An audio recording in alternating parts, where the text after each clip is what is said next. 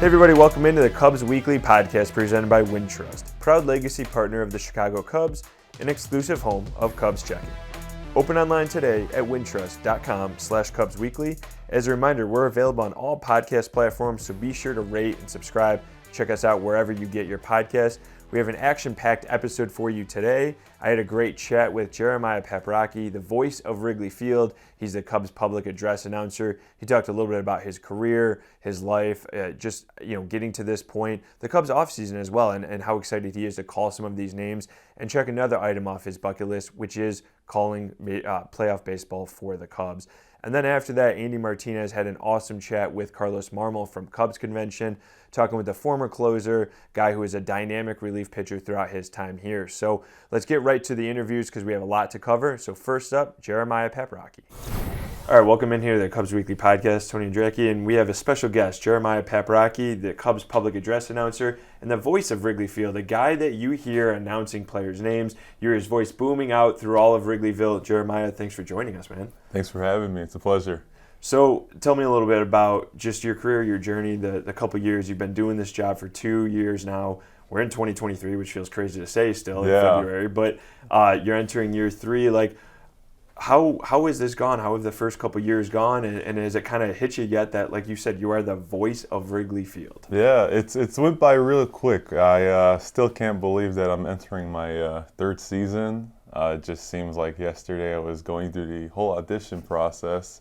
But here we are in year 3, and the first 2 seasons I think went really well. Got a lot of great feedback and open arms from the Cubs fan base, and that means a lot, especially being a lifelong Cubs fan and being a part of the fan base, and being put into this responsible role of now being kind of the voice of the ballpark, and now I'm like center stage in some way to Cubs fans, and to be able to get some well-received remarks, and like I said, just the whole fan base giving some open arms to me in that position, and it's a pleasure. It's definitely something that you work for, and it's kind of like being a baseball player. You try to work your way up the levels, and then you finally get there, and you kind of get to reap the rewards of your labors, and so it's definitely been great.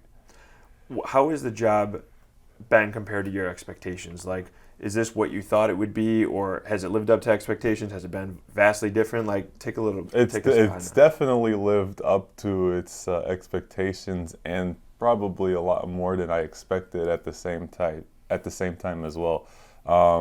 Because, like I said, being a lifelong Cubs fan, I would go to a lot of games. I would go like 2-3 times a year.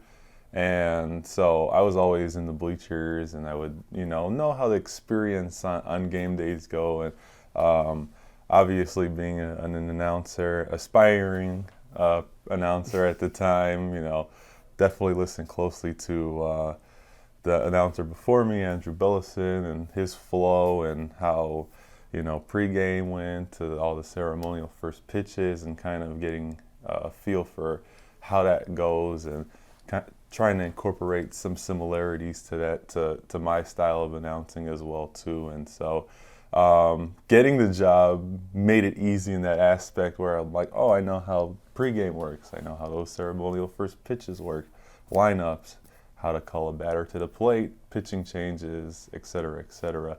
So in that aspect, that helped me out a lot to get to the job, because knowing the flow obviously makes it easier. Sometimes you can, I do a lot of like high school and stuff like that, and they'll hand you something last minute, and you're like scrambling to at least hear, I had an idea of what it was going to be, and then obviously it exceeded its expectations, just based on who I was and how I got the job, and being young, getting the job at 21, and being the first African American in the position, kind of set, everything else to the moon with just being able to experience different things. My mic getting sent into the National Baseball Hall of Fame, a whole bunch of media outlets picking up on it, and putting out the good news on that. And so it was truly a blessing to have even those media outlets kind of pick it up and share my story, and people nationwide picking up on it as well, and people that aren't Cubs fans but are also Cubs fans from either the East Coast, West Coast, or down south, and them also kind of chiming in on the news and trying to give their best wishes to my job, and all of that was really cool as well too. You touched on it a little bit too. I mean, what does it mean to be a trailblazer for you? Like you said, the first African-American announcer in Cubs history, but also the youngest. I mean, you were still wrapping up school when you were there. What does that mean to be a trailblazer in several different areas like that? Yeah, no, it truly means a lot. I mean, I always growing up was like, if I ever get into a position where I'm in the public eye, I'd always wanted to be positive and, help out as many people and use my celebrity for good in a way. And so it was truly, an honor to be able to kind of become this, role model for a lot of people when my story got out there, and I got a lot of messages on social media, or sometimes I'll get mail from people that are, just, saying, hey, you've inspired me in this way, and inspired a lot of, other broadcasters, especially at a young age, where, they like to connect and say, hey, I'm, 18, I'm 20, I'm 21, or I'm just the same age as you, and, hearing your story and knowing that, hey, anything's possible, you don't be discouraged by age. And in a game where it seems like, you have to have as much experience as possible, and, maybe you're in your, 40s, 50s before you land that nice pro gig where it's like, you work for most of your prime years, as you would call it. But that was definitely, an honor for sure, and obviously it means a lot to me personally, because I have this, idea of trying to help out as much people as possible, especially the peers around me in my age range, and trying to inspire them as much as possible to shoot for the moon for sure. I was always the person that picked up on that model and said, age is just a number. You just gotta you gotta work. That's life. Yeah. If this is the career path that you want to go down, it doesn't matter if you're 17, 18, or 21. You just gotta get your hands in there and work as best as possible. And it definitely worked out for me. So. Yeah. And you also mentioned your microphone is in the Baseball Hall of Fame. Yeah. How cool is that you have your name is going to be enshrined in the Baseball Hall of Fame forever? But your microphone from the 21 season, what was your reaction to that? How cool is it? Have you realized and it fully set in yet? How amazing this is? That's the crazy thing to me. I think out of all the things that's happened so far, that's still mind-boggling from time to time, where it's oh yeah, a part of you is in the National Baseball Hall of Fame. It's the biggest, thing in any sport, where, just being in a space of Hall of Fame, or around names that are big names like Babe Ruth, Jackie Robinson. And then, here's a little old me who's been in the league for, just a year, and they have my microphone in there. And I went to Cooperstown after right before the 22 season, and just seeing what I was talking into just the season before, and now it's in such a really big and meaningful place. And even to this day, when people tag me on social media and they send back hey, we saw your microphone, that's really cool. It's crazy. I couldn't imagine that when I got the job, for sure. And you were like, what was my reaction? Yeah. Do you remember them calling you and stuff, or? They relayed the message to my boss. Okay. And he came into the booth and was like, hey, just to let you know, at some point, we're going to switch out mics for you, and you're going to get a new one, but this one's going to the Baseball Hall of Fame. And I was like, my gosh. Oh, cool. I'm like, how do you react to like news like that? Like it's like, it was so casual too. He just slipped it in, and I was like, nice. And you're in work mode too, right? Yeah, I'm like prepping for a game. This is a game day. I'm prepping for a game too, and I'm up there and I'm like, oh, nice, cool. And like, like as time goes on, you're like, oh yeah, no, this is really happening. And then when they actually like switched the mics out, I was like, oh, it happened. Like now it's going over there. It's in Ruth, and I think it was in the off season when they put it up for display, and I was like, okay, yeah, no, like they're tagging me on social about it, and I'm like, okay, now it's real, it's there, and you get a little emotional at the same time too, where you're like, once again, all the hard work pays off, and you're starting to see it in that sense, and like I said, just kind of being incorporated into such a vast history of baseball. I mean, baseball's been around for so long, and then just to see something of your recognition being placed upon all this history of greatness, it's truly remarkable. What's been your favorite part of the job so far?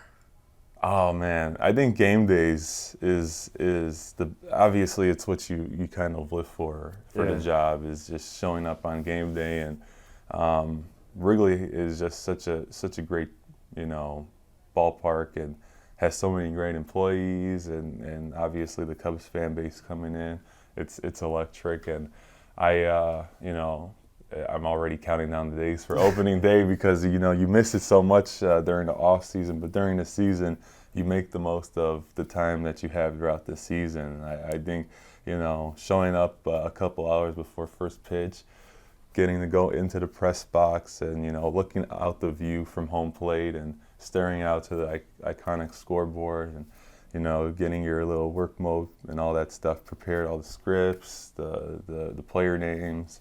But then I have a good amount of time where I can go down and go onto the concourse and mingle with the fans and the guest services, employees and ushers, and just kind of hearing a whole bunch of people's stories, and what makes them a Cubs fan, how did they get to Wrigley, and stuff like that. And it's really an honor to be able to connect with so many other Cubs fans, and just be a part of that experience for a whole lot of other people as well too.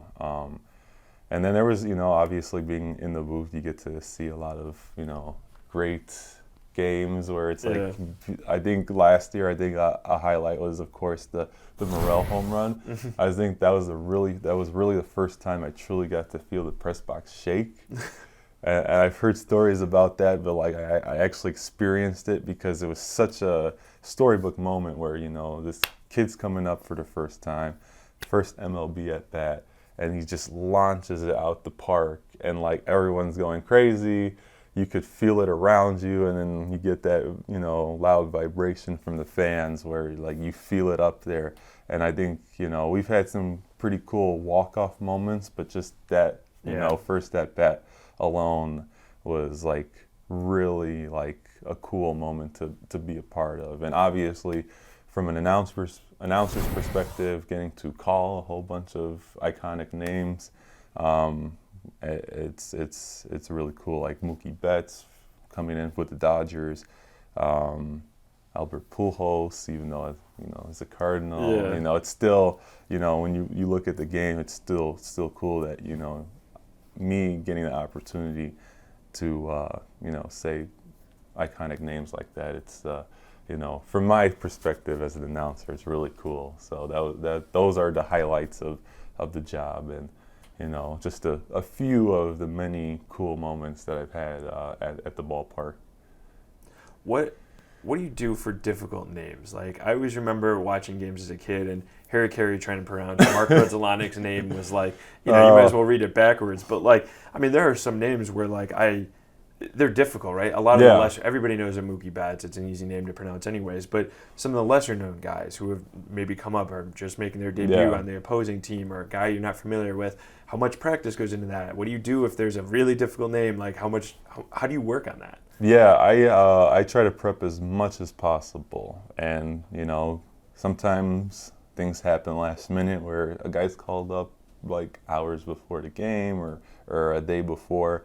But that's where preparation is key. I tend to prepare about 3 days before a homestand, and I'll go through their 28-man roster and 40-man roster and look at both of them, and then see like who's active, who could be active if they came off the IL, and then the league sends out a league-wide pronunciation guide, so I'm assuming from the communications department they'll grab all the names and ask their players directly how to phonetically spell out their names and how does it sound, and that comes in handy a lot of the time, but obviously, like you said, there's a lot of call-ups from time to time, and they're obviously not on that pronunciation guide, and so YouTube becomes your best friend. And you have to start looking up like AAA highlights and seeing how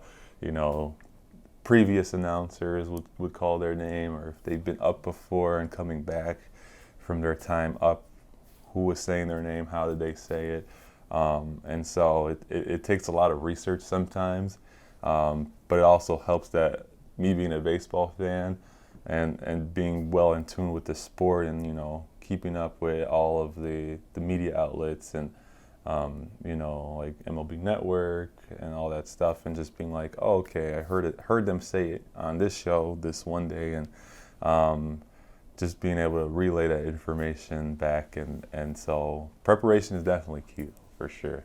When you prepare, are you just, I kind of envision you like at home, like in the mirror, like looking at it, or like in your car, like just saying names out loud and using like your announcer voice versus like your regular voice? Like, is that what it's like? Yeah, no, kind of in a way. Okay. Sure. I like obviously going through the names, I probably won't, like first time around, I probably won't announce them in any way. I'm just kind of like looking, or I might like casually, like in my normal voice, like say it out, and then once I get pretty much all of the names prepared, then I kind of like look over them again and look at like which names that I've never said before, and maybe like try to get a feel for like how I would say it. Opposing player names are like, there's not too much work to it, because it's like you're just gonna kind of introduce them in a monotone way anyways, because we're not trying to get the crowd hyped up for that. Exactly. Yeah. So that tends to, make things easier. Obviously, the Cubs call-ups, that's when, like, you're now I'm actually at home, like, saying their names, like, 50 different times. Like, how would this sound best? Trying to pick, like the one you like the most? Like, which one has a nice flow to it? You start breaking down syllables and stuff like that. And so obviously, like I try to, envision what it would sound like. Sometimes from a visiting team, more so for a Cubs player. But that's kind of how I would prepare for that. So during the winter, are you just like, you see Cubs rumored to sign Dansby Swanson, you're at home like, Dansby Swanson? Or like, how does that, I mean, that was my best announcer voice, by the way. I don't have a switch like you, I can just flip on. But like, is that what you've been doing? Trey Mancini, like, are you just working on these guys like as soon as the Cubs sign them? Not as soon as they sign them. Obviously, now that we're getting a little closer, I've kind of started to kind of mess around with certain names. But I think it's, for me, like right now, it's still a little too early, but obviously it's good to kind of envision how you would say it. And so I have some ideas in mind, but I haven't chosen on any of those options for any of the new Cubs that are on the roster now. So, I guess we'll have to wait till opening day to see how that would sound. How often do you switch it up? Like, I got to pay attention more closely now, too, to see if you say, like, Christopher Morel's name different in, like, April versus, like, September or something. Like, do you change it up a bit as, like, as the year goes on, or? It depends. I mean, there's times where it really depends on like the ball game itself and what's going on. But I try to stay as consistent as possible, no matter what, because as my job, I feel like I'm the ultimate hype man. Yeah. And like, I feel like I have to kind of control the vibe of Wrigley itself in a way. So I try my best to be like the ultimate hype man from first pitch to the final pitch, final out, no matter what the situation, if we're winning or losing. I try my best to kind of stay consistent, especially with names. I don't want to, be inconsistent there because that's my job to properly say it on a consistent basis. So I wouldn't tend to stray away from however I say it the first time. Gotcha. Okay. There might, fatigue plays a factor when, you have a long 7-game homestand and you get to game 5, 6, 7 and, you might not be at 100% vocally at that point, but you still try to push through and stay consistent. Speaking of the offseason signings, so Dansby Swanson obviously signed here. You also do work for Chicago Red Stars, the soccer team in town, and Dansby's wife Mallory plays there. Do you have a goal this year to try to call like Dansby? I know it would be really tough, but if there's like a day game for the Cubs, night game for the Red Stars, to try to call Dansby and then go call the game where his wife is playing in later? Yeah, so that's really cool now that there's that small connection in a way where having the pleasure to announce for both teams, and then that small connection where Dansby and Mallory are now a married couple, and in the city of Chicago at the same time. It's really cool to see how that's going to play out. But there's last season, the 2022 season was my first year announcing for Red Stars, and obviously I had the Cubs job at the same time. So there were a few instances where Cubs games would overlap Red Star games, and so even with the day and night where Cubs would play at 1:20 and Red Stars play at 7, it's tough if Cubs are first because baseball's not time. Right. And so you kind of have to factor in the possibility of like, what if there's a weather delay? What if we go into extra innings? Wrigley Field to SeatGeek Stadium is a very long drive. Oh yeah. So there's so many factors that make it a little risky to go from Cubs to Red Stars on the same day. So they have a backup in place for those situations. Now, if it was Red Stars first, let's say Red Stars played at 1 and Cubs were 7:05, then probably I could try to pull something like that off, because I know if Red Stars start at 1, more than likely they're going to be done at 3, since soccer is 90 minutes, but you got to factor in halftime, and then drive back up north to Wrigley and make it in time for my opening pregame announcements for a 7:05 game. So hopefully that's possible. I still don't know the Red Star schedule yet. Okay. So I have to still wait and see what that would look like schedule-wise. But it'd be really cool if I could make it work, where I could say Dansby Swanson in the day or evening, and vice versa for Mallory Pugh or Mallory Swanson now, depending on what she chooses to go by. I know she's on Team USA and she went by Swanson, so I assume that moving forward she would do the same for her time on the Red Stars.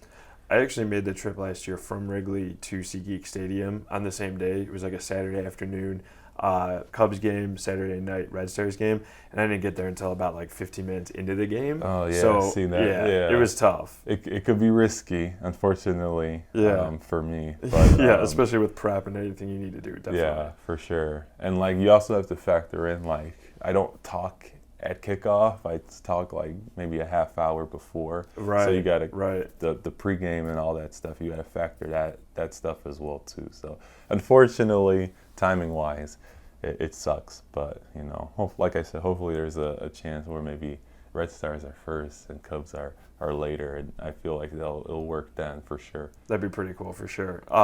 What do you make overall of like the Cubs off season, and like what are you looking forward to about the year of adding Dansby Swanson? But then they've added a bunch of names this year, and it should be a lot of new names for you to say, but a lot of new names for fans to cheer for, and get the Cubs back to winning ways. Yeah, I'm excited. I think this was a really good off season. We got some really great additions, and obviously I'm looking forward to the season to start to see how well we do. But obviously it's still early to tell. But I really have good hope that we'll be contending in late of the season, and let's shoot for some October baseball, and hopefully I could get some playoff games in for the first time. Yeah, so that's got to be on your bucket list, right? It is. Postseason baseball, man. October. I'm that's one of the things that's still on my bucket list of announcing. But I know we'll get there. Sounds good. Well, Jeremiah, thank you so much for stopping by and sharing a little bit of your story with us. We really appreciate it here. Yeah, thank you. Thanks for having me again, for sure. All right, we really thank Jeremiah for his time. That was awesome to hear a little bit about the inside baseball of how his job is at Wrigley Field, how it came to be, his interactions with fans and with players and stuff like that. So very cool. We really appreciate that time from Jeremiah. We're going to take a quick break here with a word from our sponsor. When we come back, Andy Martínez will sit down with Carlos Mármol. Get your Wintrust exclusive debit card. Get your Cubs card. Ooh, I'll take one. How much? Actually, they pay you $300. You heard right. Get a $300 bonus when you open a Cubs checking account with Wintrust. Enjoy all perks and purchase with pride every time with your Wintrust Cubs debit card. $300? What? I'll take a card. $300? Get your exclusive card at wintrust.com/Cubs. Only $100 required to open. No monthly minimum balance and no monthly maintenance fees. Member FDIC and equal housing lender. Hey everybody, Andy Martínez here with Carlos Mármol, the longtime Cubs reliever. Carlos, it's good to see you. What's it like being back in Chicago? How excited are you to be here in Chicago? First of all, it's good to be back in Chicago. I mean, I miss that city. I miss the team. I miss everybody. Yeah, I want to talk about you as your career. You came up as a position player when you first signed a professional contract, and then you transitioned to pitcher. What was that kind of like going from a position player to becoming a pitcher? Well, it was hard though because at the transfers like a little difficult, and 10 guys that I can put them in that position, and the Cubs to give me the opportunity to be the success that I did. Was it difficult because you grew up playing a position and that's what you wanted to be? Like, was that what made it tough? Oh yeah, because at that time I would love hitting, catching, play position players. That was tough. Yeah. Who did you look up to growing up playing? Like, what did you want to be when you were coming up as a player? Well, I was like a player. I want to be the good catcher in the big league. Yeah. You want to be a catcher. Yeah. And so, did that make the transition to pitching a little bit easier? That hey, I kind of have an idea of what to do per kind of. No, man. I was tough though because you got to change everything, mechanic and everything, and your mentality too. That's what's tough. Well, what about the mentality did you have to change? Well, like as position players, like it's not that easy. But I mean, the pitchers, I was tough because you got to change mechanic and mentalities and how to learn how to throw a strike, how to learn how to throw a breaking ball and stuff. Yeah. What did you learn about yourself throughout the process of going and becoming a pitcher? Well, the guys before that I have the Cubs have before that they give me the opportunity that I had to learn it from them, how to pitch. And then in 2007, you went from a starter and you became a reliever and you had a ton of success. What was that like? What do you think triggered that success? Well, they give me a little time, but because they got to get used to how to throw. How to pitch, how the bullpen, when you're starting, you kind of like, a little stuff, like kind of like, well, you're going to throw less more pitching, but I mean, you got to be success. Yeah, and then the one thing that you were famous for is that slider, the really, really good slider. How did the pitch come about? Like, how did the grip come about? Who worked with you? How did that pitch kind of become what it became? Well, I did it myself though. I gripped the ball, then the ball started getting moved, and I can continue the throwing. Yeah. I got good success with my sliding. What did coaches say? Like, what was the feedback you got when you started using it? They were happy though, because that I can throw for a stride, the breaking ball, and they got good move, and they were happy. Do you think once you added that, it kind of changed what you could have become as a pitcher? Yeah, I think so. Yeah, Why do you think that was the case? because I got good arm and good breaking balls. I think that was okay. How often do you think you threw it? If you had to guess, I mean, nowadays they have the stats that tell you how much, but how often do you think you were throwing that slider? Well, I would throw a lot because I got good success. Like, are we talking yeah. 50%, 60%? Maybe 70%. That's awesome. There was a time in your career people would say you were effectively wild. Do you think that kind of benefited you, like in a sense that saying? Man, I don't know about that time. I don't know what happened because I do my best to be short strike and do my best and the mouth, you know. You were part of Cubs teams that had a lot of big name players and a lot of success. Was there a teammate that you leaned on during your time there that maybe you learned from, that you look up to, that you could go to if you had a question, if you wanted to work on anything? Well, you're not gonna believe in me because I won players that I learned from that. He not a pitcher. He was the best. It was Robin Ramirez. What did you learn about him? Asking everything about pitching. He answered my question. He told me what I do. Like what? Like, do you remember a specific instance when? Yeah, he told me that what I throw and between the pitch and the pitch. Do you think having a hitter like that helps because you know what they're trying to do against you? Yeah, that was a big thing for me. What about some of the other pitchers that you worked with? What was it like being a part of some successful teams here in Chicago?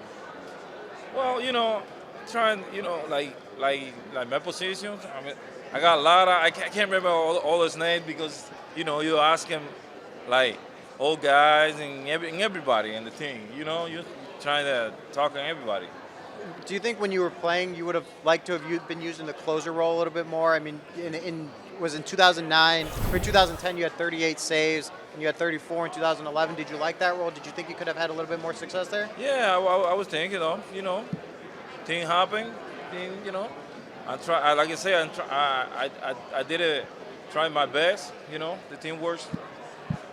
What about the ninth inning, or what about being a closer? What's that moment like? I mean, everyone talks about the three final arcs are the hardest to get. Well, it's the hardest to get.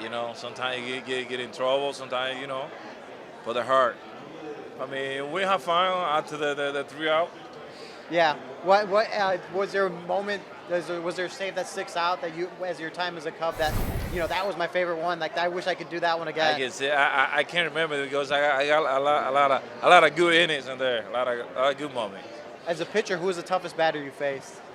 Well, there's a lot of hitters. I can say, what was Molina for the Colonel? Yeah. What made him so tough? Oh man, he's killing me. You just had good numbers against you? Yeah, good numbers. Yeah, I can't get it out. Tell me, what's it? I mean, we've all been to Wrigley Field. We've seen Wrigley Field, but none of us have actually. Not many of us have actually gotten to pitch at Wrigley Field, to be at Wrigley Field like you have. What's it like when you're at Wrigley Field? What's it like with the fans? Talk to me about the emotions in that moment. Man, the fans is incredible here. When you're doing good, they love it. Yeah. I mean, they always love the players, But I mean, getting the ninth innings, this is more the most inspiration that I got. You were on some successful Cub teams that were trying to, break the curse of the Billy Goat. How much were you aware of the curse or the drought, and how much did you guys talk about that when you guys were playing? Well, we talk a lot about this, especially when the guys are like Soriano, me, and Aramis, all those guys. Man, we try though. We try hard, especially the last year when we went to the playoff. I think it's 2008. Yeah. We try hard. I mean, the team's not working. Yeah. Well, so what was your reaction in 2016 when they won? Like, did you watch it? What was that like? Man, I watched it. Man, I almost cried. I was like, I can't. I said, why that moment not coming to when I was player there, man? I want to see how to react to the players, Yeah. I mean, the fans. Yeah. See how to feel that be in the city. Yeah. The winner of the award show. Very cool. Well, Carlos, thank you so much for joining the Cubs All Weekly right. podcast, and we appreciate spending some time with you. Thank you, man. Thank Appreciate you. it. All right, that'll do it for this edition of the Cubs Weekly Podcast. We appreciate you tuning in. Be sure to rate and subscribe. Check out future podcasts. Spring training's right around the corner, so we'll be talking spring training storylines, and we still have a bunch of interviews we have from Cubs Convention, guys like Ted Lilly, Miguel Montero, Darwin Barney, and John Lieber, so you're definitely going to want to catch those. And also check us out in video form on the Marquee Sports Network app and YouTube. Thanks again for tuning in and listening and watching.